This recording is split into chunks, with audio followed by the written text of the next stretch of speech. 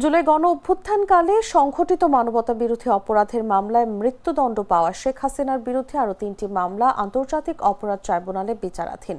এর মধ্যে তার শাসনামলে ঘটা গুম সংক্রান্ত মামলা দুটি। এগুলোর আনুষ্ঠানিক অভিযোগ দাখিল করা হয়েছে। অন্য মামলাটি ২০১৩ সালের ৫ মে শাপলা চত্বরে হওয়া হত্যাকাণ্ডের অভিযোগ নিয়ে। এর তদন্ত প্রতিবেদন দাখিলের অপেক্ষায় রয়েছে বলে ট্রাইব্যুনাল সূত্র জানিয়েছে।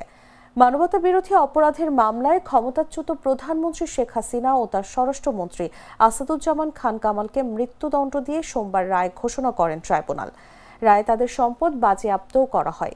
আর দোষ স্বীকার করে রাজসাক্ষী হওয়ায় এ মামলায় সাবেক আইজিপি চৌধুরী আবদুল্লাহ আল মামুনকে ৫ বছরের কারাদণ্ড দেওয়া হয়।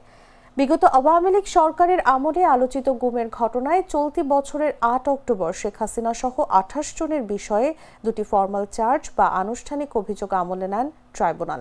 সেই সঙ্গে সব আসামির বিরুদ্ধে গ্রেফতারি পরোয়ানা জারি করেন।